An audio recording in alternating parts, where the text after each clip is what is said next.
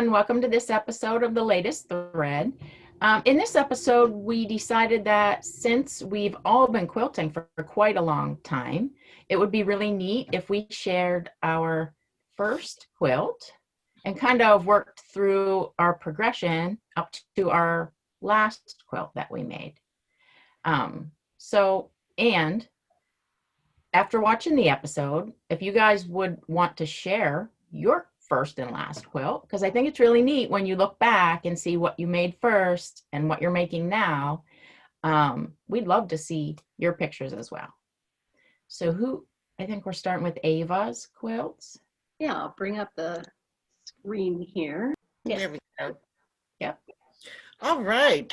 So this quilt, that was from my dark ages, apparently, because this was a Thimbleberries quilt. And what I liked at the time, this is not my first quilt, because the first quilt I ever made was shortly before that one.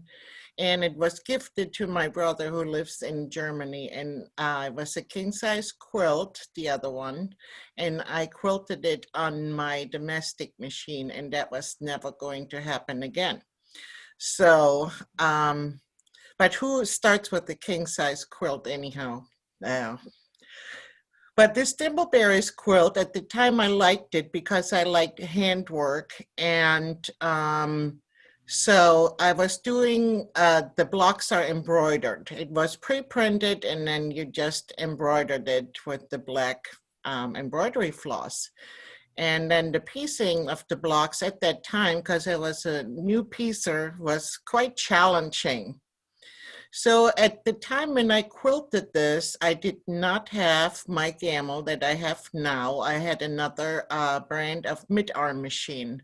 And this, however, was the first quilt I custom quilted. And unfortunately, the picture of the border, it just wasn't turning out, because this quilt has been washed many a times, but I was trying to do the sleeve thing with the swirl, and that turned out pretty good. Now at the time, I only ditched around all the pieces in the sampler blocks, nothing else. And I still to this day love to do all the ditch work. But the border, you can see a little bit on the top of the screen. I chose this elaborate feather design that I stenciled on and tried to follow. And I couldn't figure out, how do you backtrack? How do you get from point A to point B? Remember, this was my first custom quilt. It turned out okay, but the agony, oh my, I learned how to do feathers and not having to use a stencil very quickly. So that was my first custom quilt. And here's just another close-up of it. The leaf thing turned out pretty good. But it's funny because today I would not just do ditch work around the blocks. I wouldn't think that that's enough, because today I'm an over quilter. So, but sadly, this works really well to this day, that it's not over quilted.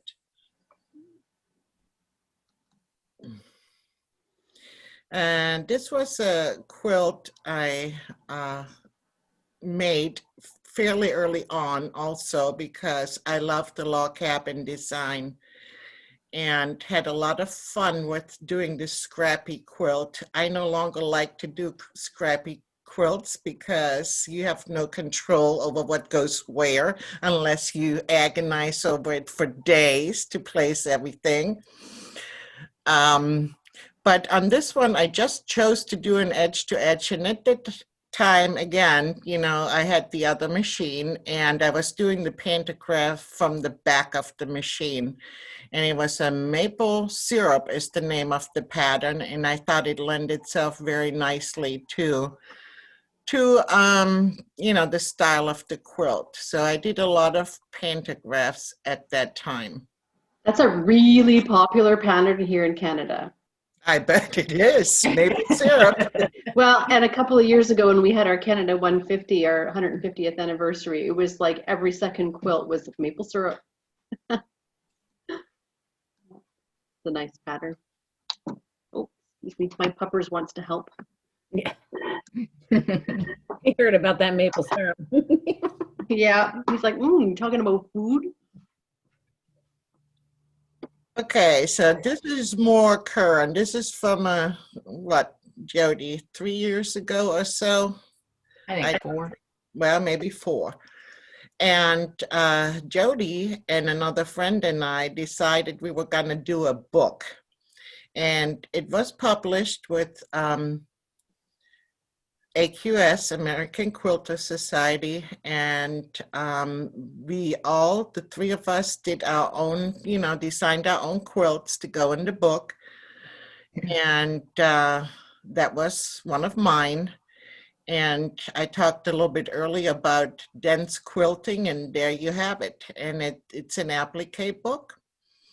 And the shapes are applique, and then I did the background fill. And I like to do, this type of quilting because it just adds so much to it. Does it take a long time? Not so much.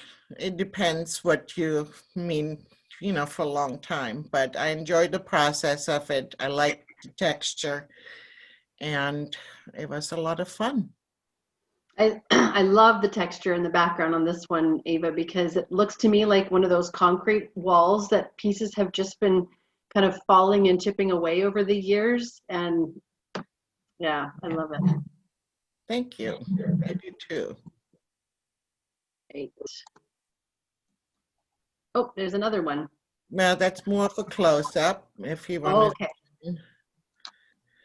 to, and I chose to use the orange peel design to mimic the applique, that's in the quilt, and like to do it where it's broken up, so that adds to where things seem just to be floating. So I've gotten a little brighter, no more dark stuff. You have a dark version of this one behind you. Yep, I do. But it's still a different style. And, this I made for my new granddaughter, Lily, and it is essentially just a panel. And I thought it was the cutest panel. And, again, doing a lot of the fill, and, the fun part is that you can add larger design elements, like I did the flowers here. They kind of mimic the flowers on the panel, and then do the texture on the elephant. But by adding those larger design elements, it obviously speeds up the process of filling the area. And it adds more interest. And when you do something like that, I generally want to change to constant speed, because that also helps with speeding up the process somewhat. And then having a general idea where you want to place the flowers. But people always ask, do you plan this out? No. And the reason why, because, as you said earlier, we've been quilting for quite some time. So you kind of just go. And the reason why I like to do those kind of fills too is because, I have a short attention span, so it's not monotone. I can switch it up, and then it doesn't seem quite so daunting. But the main thing is I always want to go into, like in those flowers, and add a little bit of detail, or the leaves, because if you don't, do you really need it in order to be balanced? No, but it makes the elements like the flowers or leaves become more real, so, and dimensional.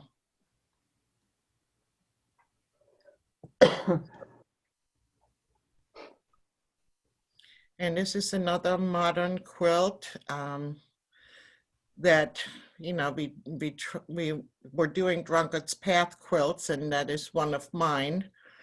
And very simple quilting with just straight lines for the most part. And, the trick here is, I pre-marked the lines in order to keep everything, symmetrical. So the, I guess as you look at my quilts, you see that I like all types of quilts, really. Not the very first one, but I do like a variety of quilts, different styles.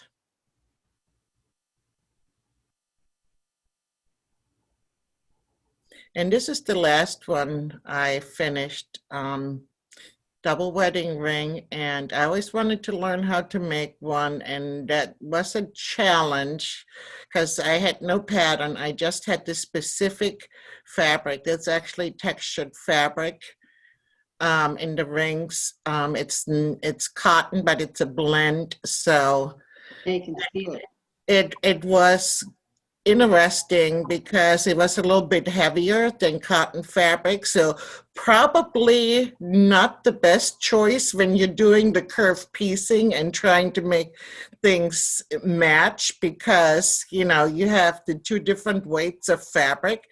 In hindsight, I never think about that. In hindsight, it wasn't the greatest choice, but it matched up pretty good. There was quite a bit of ripping involved in the process, but it turned out nice. And the design in the center is a digitized design, and the rest is ruler work and freehand. I like that one. Yeah, that was like upholstery fabric, wasn't it? Not that heavy, no. Mm-mm. It was in between. So So like those a jacquard, maybe? Yeah, because I think it was like a woven yeah, look. it was. But you know, the point was, you know, I obviously like a variety of different styles of quilts. Sometimes I just want to make one to try the technique like this one. But you know, there is beauty in different styles of quilts, and I can't lie, I like most of them. So that's that.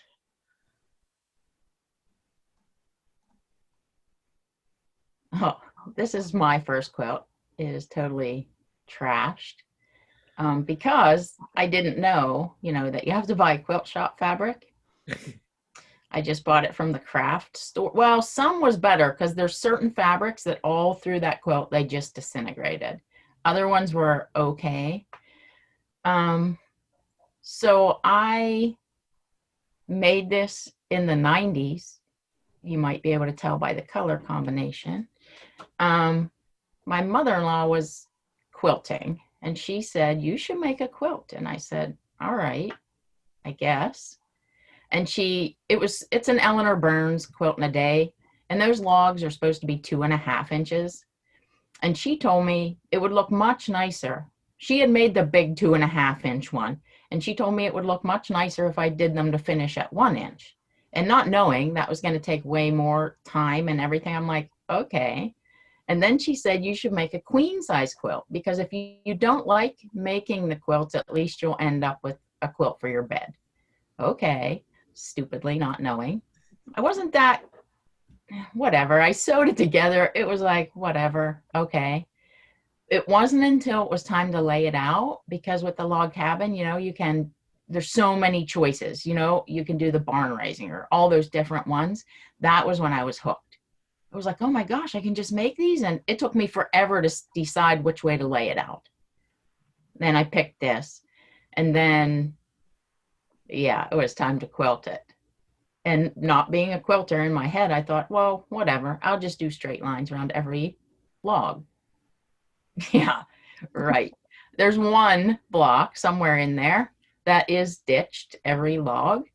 Then I decided I'd just do between the blocks. And she's like, you can't just do between the blocks.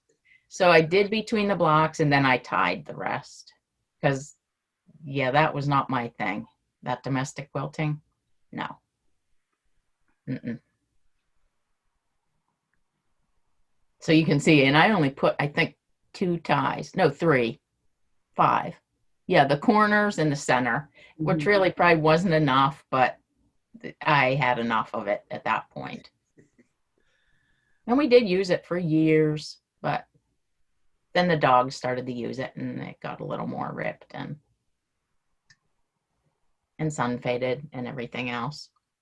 It's weird how certain fabrics just disintegrate. I have a quilt like that too. Yeah. where Yeah. one fabric is just gone. All Yep. through. Hmm. Yeah. It's your first quilt and you still have it. You kept it because that's where it started. Yeah. So this was this, I made a couple little wall hanging things, but then this was the first quilt that I actually like found a pattern. I liked this and I made it. It was really precise and, you know, all of that stuff. And I have to say, this is also the last quilt that I ever made from a pattern, because I was like, I made this and I really do like it. And when you see the next picture, that's a close up, it was the first quilt that I custom quilted of my own with the long arm. And to be honest, when we bought the long arm, we bought it because at that time, everything was loops or stippling. That's why we bought it. I wanted to be able to do loops and stippling. That was it. That was the only reason. Um, and I mean, like, these are ridiculous. The loops are itty bitty teeny tiny. And those designs I drew on there with a marker, and it's somewhere in there I grabbed the Sharpie instead of the thing. And then when you look at the border, like I put the design in there and totally like I didn't put anything up to the one side. I don't know why, but You were and done. then on that little flange, so there was supposed to be a flange, and it was, you know, the same fabric folded and sewn in there. And I'm like, well, that seems stupid. Wouldn't it be cool if you did different color on each side? So I did that. And then I'm like, oh, yeah, you can't see it because it's folded. Then I thought, well, if I pulled that every other one between the blocks out, and I actually whip stitched them down, and it used to look nice before it was folded. So you could see gold, and then it would be up and down. I don't know. I was trying to do my, and I think kind of that's where I started to think I can just do my own thing, because I didn't like most of the patterns at all.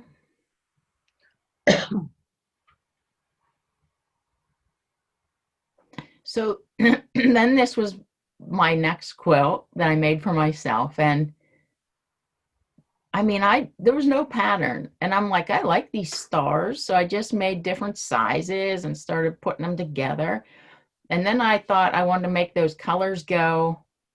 Yeah, it didn't match up. I did it the wrong way. It should have been flipped so that you know what I mean? I like how the quilting and the colors make the X. But, you know, and then I decided, oh, I'm going to do this jean stitch thread, because at one time that was like the hot new thing. And this stitch length they're even, but they're quite large. But it was, I don't know, I liked it. But, and this was after I made one before this. I think I sent Karen a picture.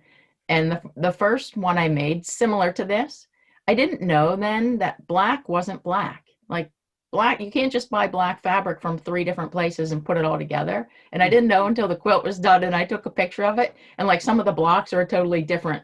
I'm like, what? So. Is that applique, or did you curve piece all those little curvies? No, I found this big fat rickrack, and I'm like, you know, it'd be cool if I sewed it in the seam. And it was. I mean, it was all just winging it, because I didn't know anything about anything. Yeah, it worked out. It was kind of hard to quilt with it. The colors are piece strips, but then the black is the rickrack that's sewed on top of it? Okay. Yeah. So I was like, how did you get rickrack in the exact colors? No. Do you have a close-up of this one next? Oh, yes, we do. There we go. Now we can see that rickrack. Yep. Yeah, and the quilting, look at the size of those stitches. Holy smokes. I mean, they're pretty even. They're just big. Some people like that.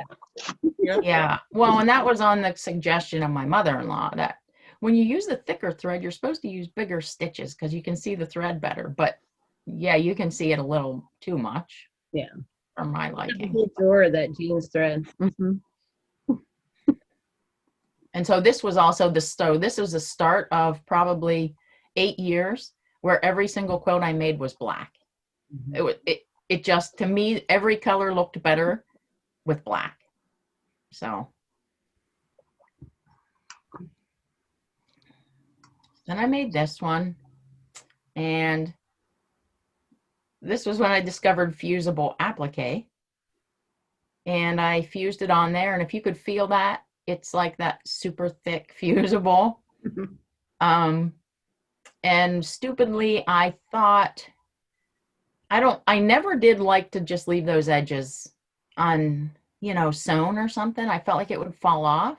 So I thought, well, I'll just couch around the edge of all of it. It'll be much faster. Yeah, it took a lifetime to couch around every piece of that. And that was also when I discovered, that's satin and crystals, and it was just, I don't know. I really loved it. I love that quilt. I really liked it. But now I think, oh my gosh. Was that hand-dyed fabrics? No, just bought it. Yeah, all that little fuzzy. Oh, and then there was some kind of cording I found that I couched because it was too hard with the skinny stuff to couch the edges. It's agreeable. So I'm like, I got to find something wider. But yeah, I like it. Yeah.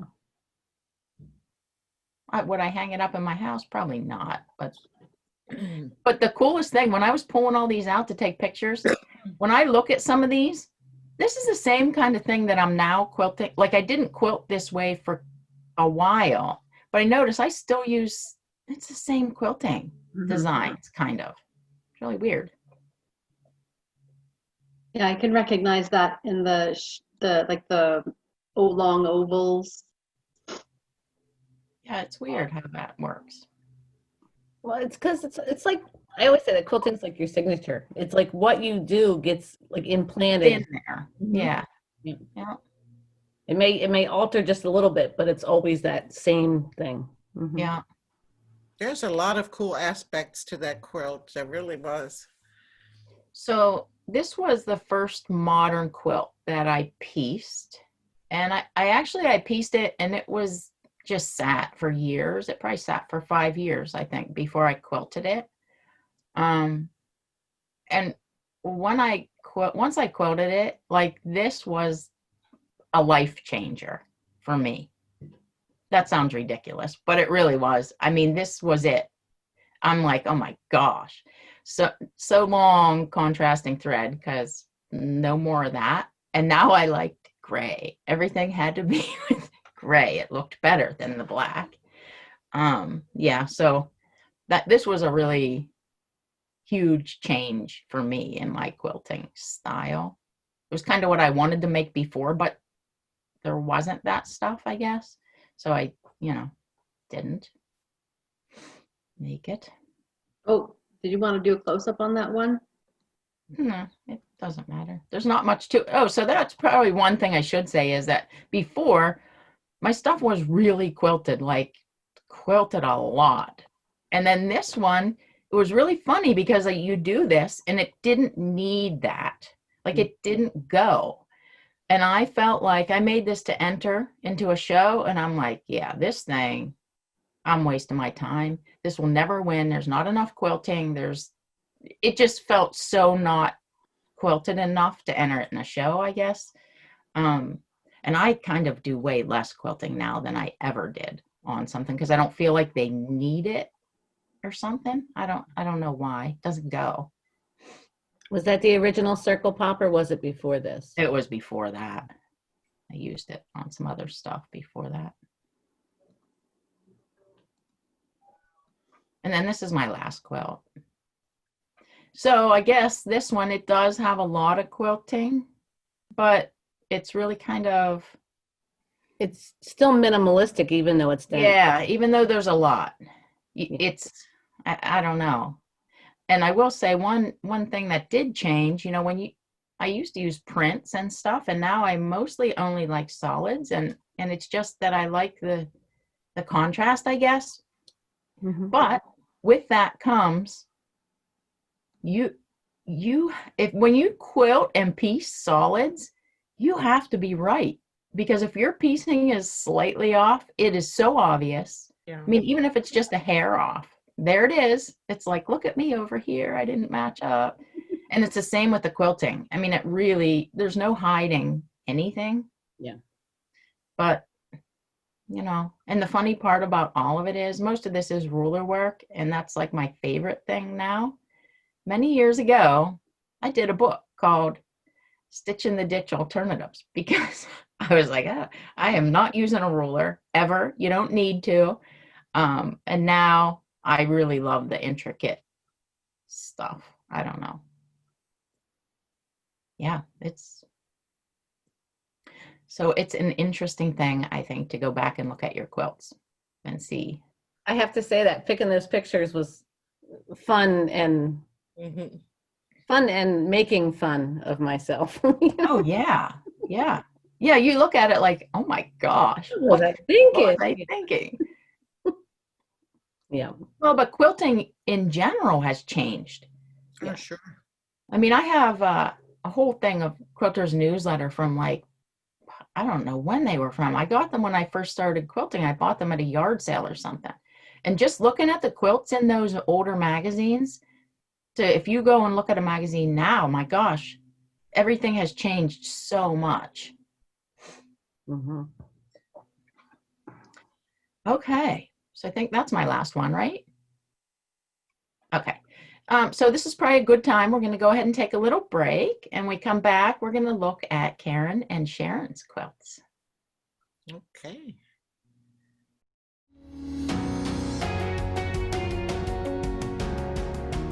Today I get to show you Gammill's new professional bobbin winder. This little machine kicks out absolutely perfect bobbins every single time.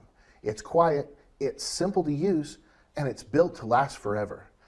You know, I've got to tell you, I've used all kinds of different bobbin winders over the years, and after using this one, I am completely in love with this machine. Obviously, one of the things you need for perfect stitches is a perfect bobbin, and this machine delivers one every single time. It only takes about 30 seconds start to finish, so you can wind several bobbins while staying at the machine, or since it stops by itself, you can walk away and come back when you need that bobbin. And now I'll just pull the finished bobbin off, drag the thread down through the thread cutter, and there we have one perfect bobbin. Check out how evenly this bobbin is wound, and the thread tension on this bobbin is perfectly consistent from the first stitch to the last.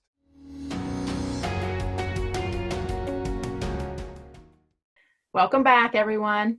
So now let's take a look at Karen's quilts. Yeah. So you remember that story about that first block of the month? This is it. This is my very first pieced quilt. But oddly enough, I did not quilt it. My mother-in-law was going over to borrow my friend's machine. And she said, hey, give me your block of the month. I'll quilt it. So she did a big, massive, just this, all over the quilt. Not even a meander. It's just a long, loopy line.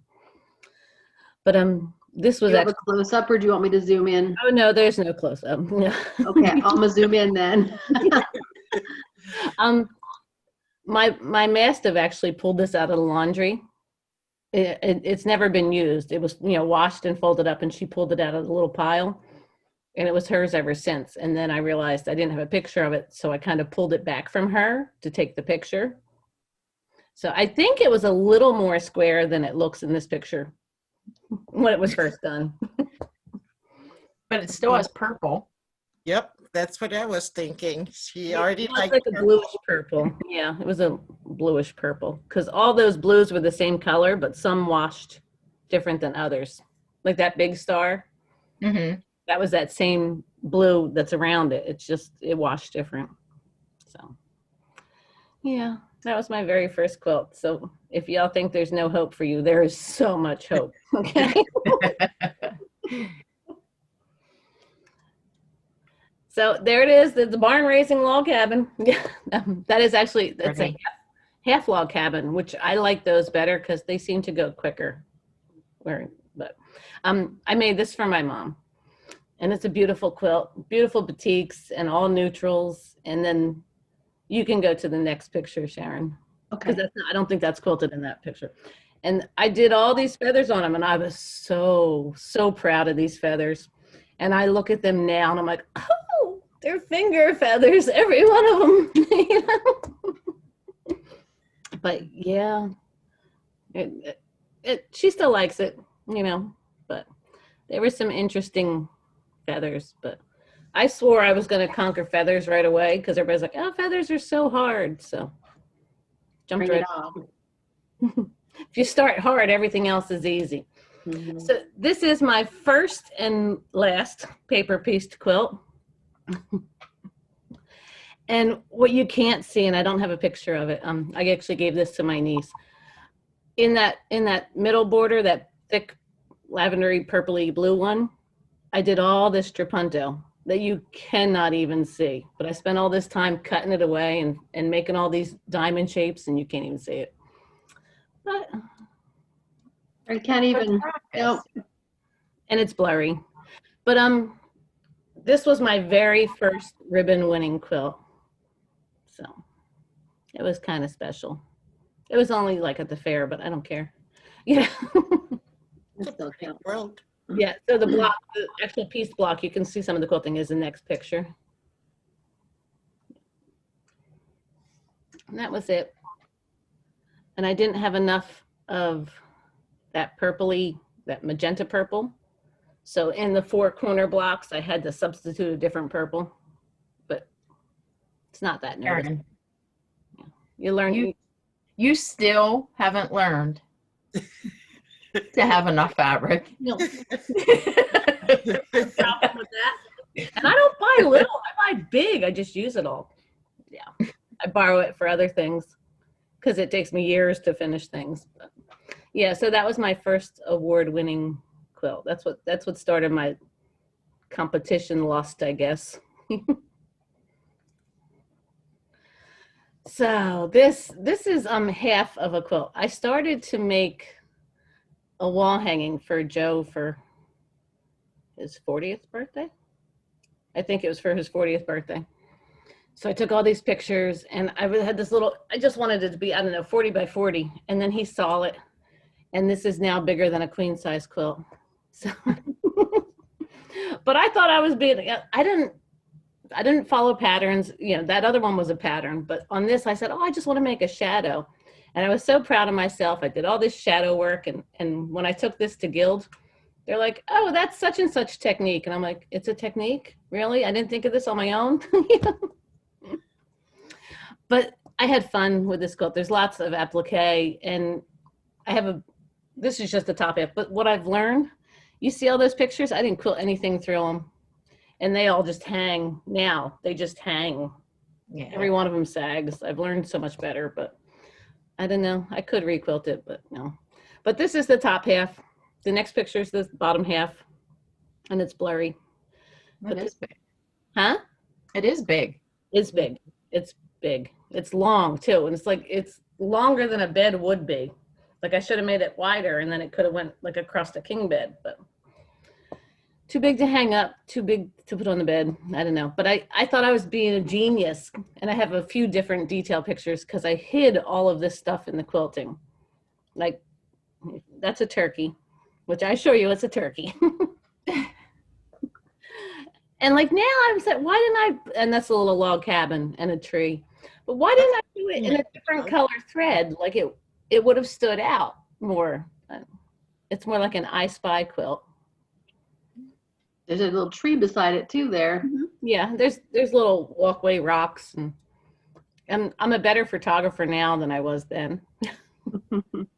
So this is just a sign that says woods, and then there's another one that says water on it, and a gator,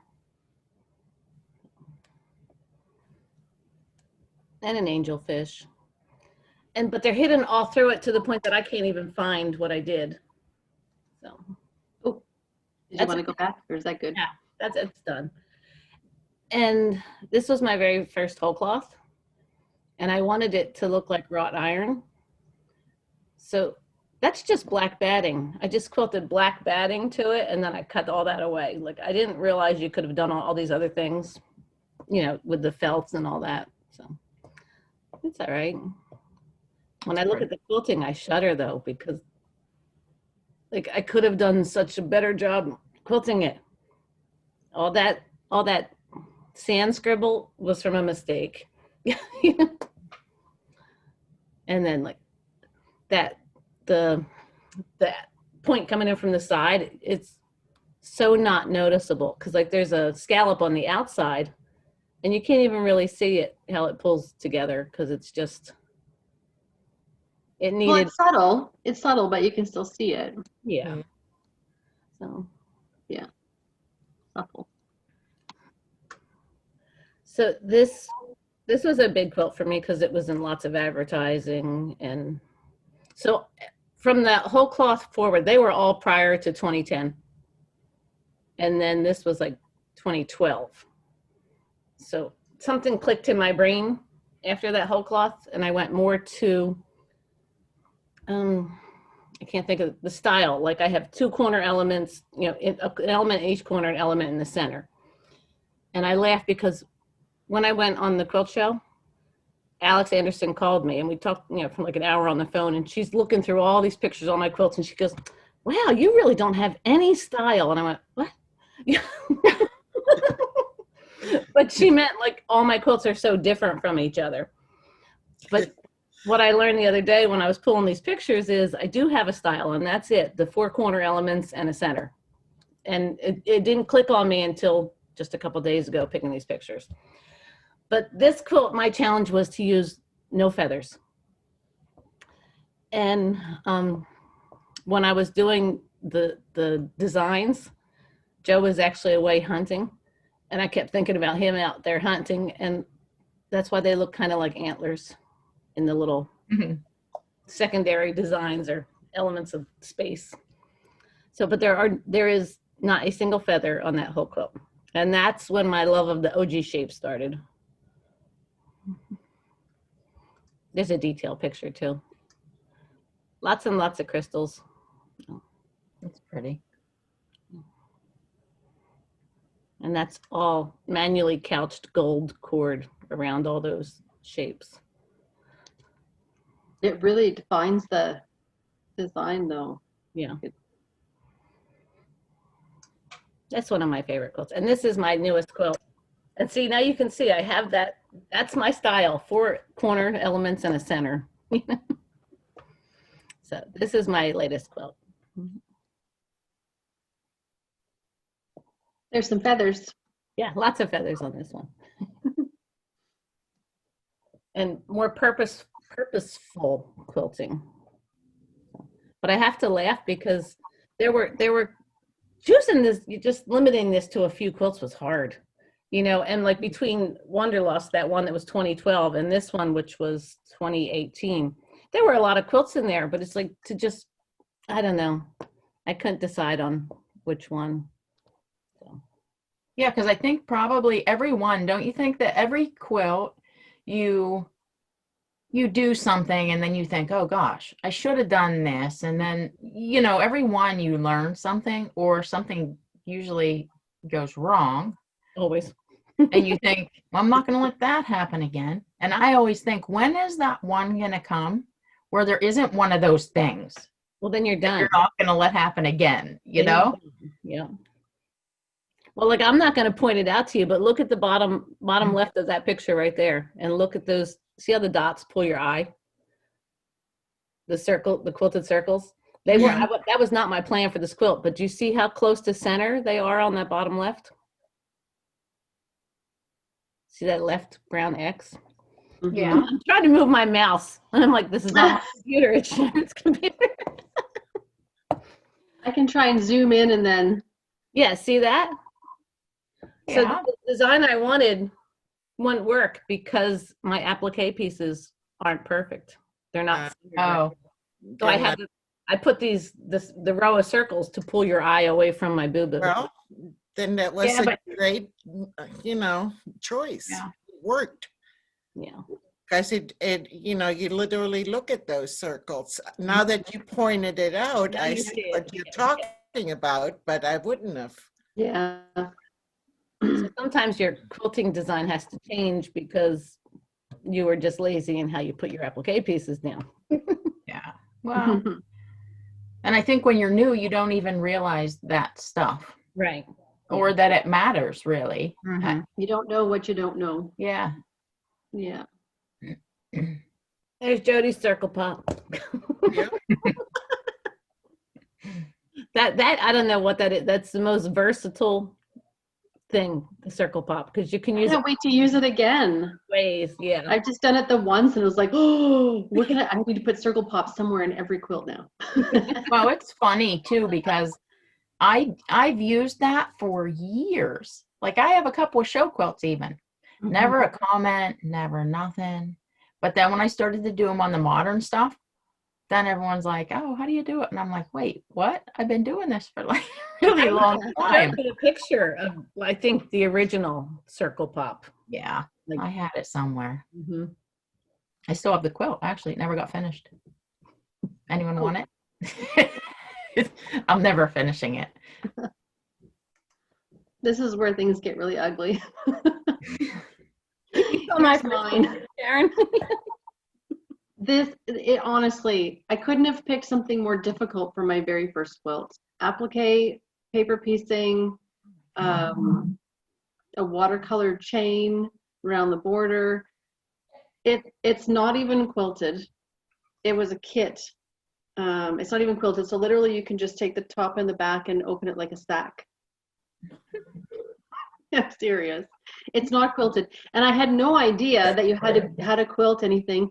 None of the applique is stitched down because I didn't know you had to do that either. There's no YouTube. Oh, hang on a second. Look, I have a few stitches in there. But look, you could stick probably 3 fingers in that hole right there. And yeah, just all around fairly shabby. But the worst part is the binding. This is the back of one of the corners. And I was like, nope, nobody's gonna see the back. It's supposed to be on the wall, right? So that was what I did. I had no lessons. I was just, that's how I'm doing it. And so yes, when you said earlier, Karen, there's hope. I was thinking, oh my gosh, because this is pretty bad. I mean, I just, like I said before, you don't know what you don't know, and you kind of stumble across, oh, maybe I'll do it this way. And I'm not a sewer. I never knew how to hem pants or make curtains or anything like that. So it was all completely Greek to me. So yeah, so I still have that one. And the next 2 quilts are pinned, as you can see, and these are like probably 25 years old. Mhm. And They're still pinned. I took those pictures last night. So they're still pinned. The batting is like a weird, like 100% polyester weird batting. We And should then- have a UFO swap. Oh, but I started to stitch and echo around some of the hearts. And you know why I gave up on this one was because I was trying to hand stitch around the applique, and I was trying to hand stitch through fusible like seam. And I didn't know that would be so impossible. So that is ready to be quilted. I could maybe put it in the queue. And that, I really liked the country primitive stuff. So I really liked the Kansas Troubles kinds of fabrics, the thimbleberries, like all the warm burgundies and blues and golds and stuff. And then, yeah, just horrible. So this one's still pinned as well. And I think this has some of the leftovers from the previous quilt. I can see some of those fabrics are the same. But I really wanted to try a bunch of different techniques. So I thought, okay, well, I've done the courthouse steps in the previous one. This one has log cabins, it has applique, there's some 9 patches, some foundation piecing with that. And I actually, these little half square triangles on my chicken aren't too horrible. But so when you look at a quilt like this and you think, well, maybe if I custom quilted it, it would really improve things. Or should I just put an edge to edge on it and call it done? you know. So still Custom. pieces. Yeah, Definitely. definitely do custom. I mean, this one probably more so than the other one because there's some things I could quilt around, but Then your chicken will show more too if you My- custom fit him. yeah, I could make that chicken come out. But I just look back at this and go, holy crow, like you got to start somewhere, and this isn't even my taste of quilting now. So just really interesting. So shortly after that, I opened up a store in town, and I realized that I loved reproduction fabrics. And what I loved about them was because there just felt like there was a whole theme to them. Put tons of fabrics. Like Ava, you were saying, you don't really quilt scrappy anymore because you have to worry about what goes where. And my solution to that was just to use more fabrics. So in this particular quilt, there's 263 different fabrics. Shudder. 263. And what I found was that the more you used, the less it was an issue laying everything out and trying to figure out where everything went. I literally now, with quilts like this, take my stacks of blocks and I pick them up and sew them together, and I don't even lay them out anymore. Because the more you use, the less you have to. See, I think my most colors in a quilt is 6. Yeah. I took a class one time and they're saying, just put your hand in and pull one up. And I'm like, I can't use this one. I already used this one. That's what I do. And just grab it and sew it. No. Remember that improv class, Jody, that we took? Improv piecing, and we look over and the lady comes over. What are you doing? You're supposed to, just take your rotary cutter and cut a gently curved line. Jody and I were the ones marking where we were going to cut. That's pretty bad. So I don't know how many fabrics are in this one, but A lot. lots. I like the variety. And I purposely try to sometimes choose fabrics that don't match together and put them together. Like I think there's like a gold and a green, and then I don't know. I just think it all belongs. And I kind of think that if there's one particular fabric that you don't think fits, instead of taking it out, I put more of that kind of fabric or color in to get away with it, so I can use up what I have. So okay, and same thing with this one. I just love all the variety that you can see. I mean, it's a little bit less scrappy because there's a little bit more of a color theme in this one, like the reds, blues, and browns. But I still really like, even though that I choose red, there's a bunch of different reds, and instead of just one brown, there's a bunch of different browns. So I love the variety. You know what? I feel like that not only is it make the quilts more visually interesting for me anyways when they're done, but it holds my interest longer when I'm making them. Because if I have to make 36 of the exact same block with the exact same fabrics, for me that I start to kind of dwindle. So by mixing that up, it keeps me a little bit more entertained.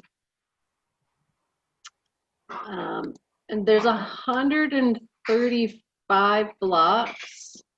And those are, it's really hard to see in this picture, but those are all little 1x2 rectangles inside that stack. And this one was, I did have a book published in 2013 from Kansas City Star, and this was one of the quilts in the book called Haystack. And it just kind of reminded me how like those bales would be stacked up.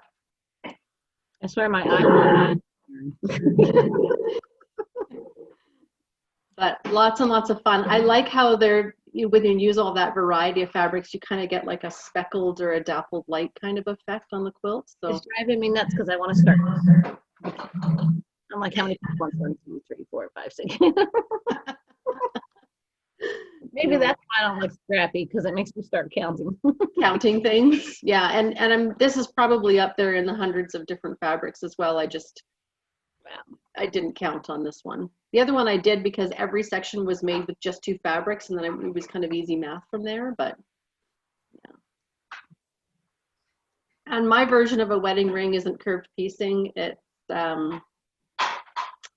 if you squint at this, you can see the rings. You can see them. It just looks pixelated. Yeah, yeah. So that's a Judy Martin pattern called Monet's wedding ring. And I really do love the wedding ring style, but I didn't want to try to have to tackle the curved piecing. So I really liked the squares and the rectangles, and I went really super scrappy in all of the chain pieces, but then just used one background fabric to just kind of settle all of that down. So my piecing has a little bit improved since the very first quilt, that's for sure. And then I kind of started to play with some modern, more contemporary fabrics, but I still like lots of piecing. So, you know, something that kind of blends the two of them together. And I love purple and yellow together. Karen, your quilts, I love your fabric combinations because I see several of them that have that mauve and mustard kind of combination. I love, this is a little brighter than that, but I really like that combo of colors together.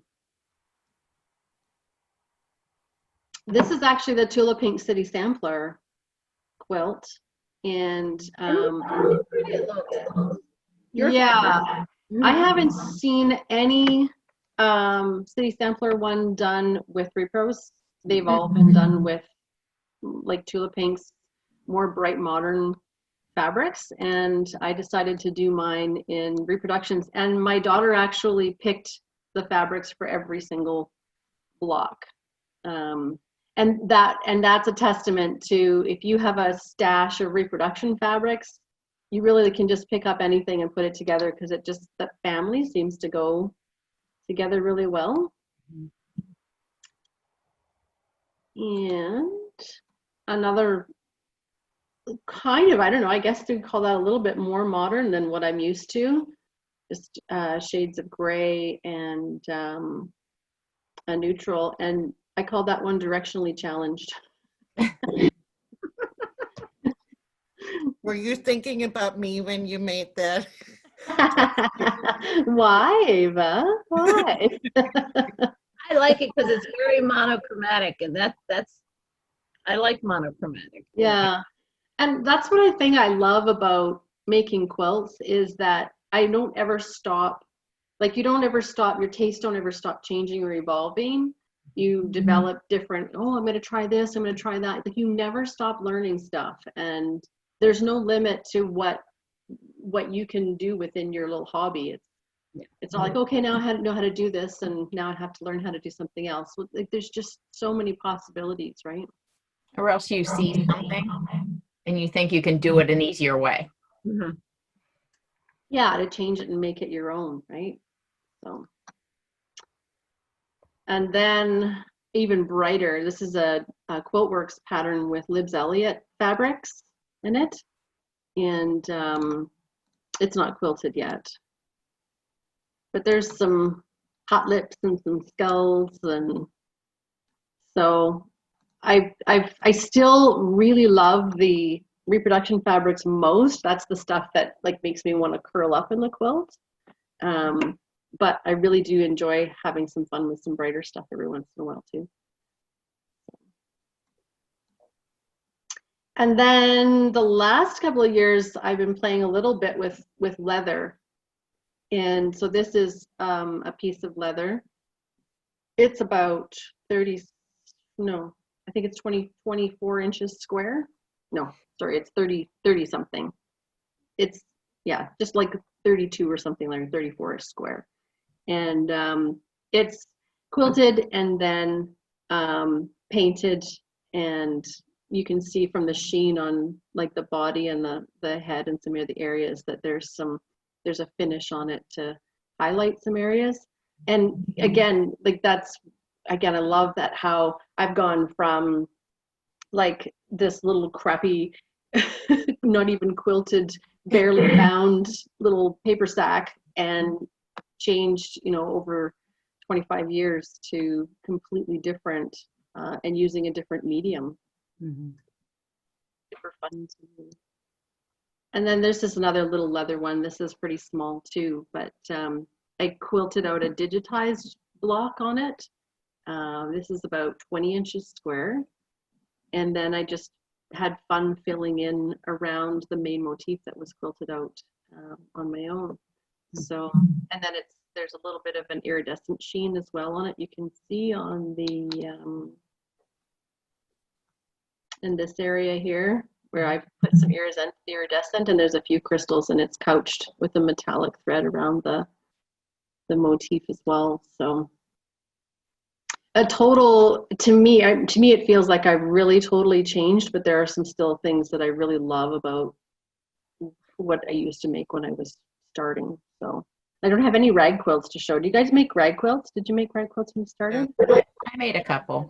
Yeah, the denim with flannel backed, and that's one of my favorite snuggle quilts. You know, it's just X'd and then snipped. Mm-hmm. Yep. Yeah. That's one of my And the favorites. more you wash them, the better they are, right? And that snipping is a killer. Mm. Well, Yeah, you need to have those proper pair of scissors. that's my busy work when I'm sitting out on the patio. And snip. So that's my quilts then. We've come to the end of our slideshow. That's There's a lot color of for everyone. Okay. So we hope that you have enjoyed making fun of, maybe, or just seeing our evolution of our quilting. You know, so if you're new or you're kind of somewhere in the middle, you know, there is definitely hope. Yeah, I mean, you just need to have fun with it. And I don't know. And Anything else, guys? when you make them, they're perfect. It's not until years later that you make fun of yourself or make fun with your friends, you know? Yeah. Yeah, because I think we've all done, you know, things that aren't perfectly right. right. But I think And our some do. bonus, because we were quilting so long, and that back then everyone wasn't on the internet, you know, and we weren't looking on there and being like, oh my gosh, theirs is better. Theirs is, oh, I wasn't supposed to do it that way. You know, it was just you're in your own little world doing your thing, and you know. Yeah, everybody's at a different spot in their own journey, right? And You should only compare yourself to your last one. yeah. Yep. So we hope you've enjoyed the show. And again, if you are interested to share your first and last quote, we'd love to see them. If you want to post them on one of the groups and just hashtag the latest thread, we'd love to see that. So we look forward to seeing you next time. Bye. Bye.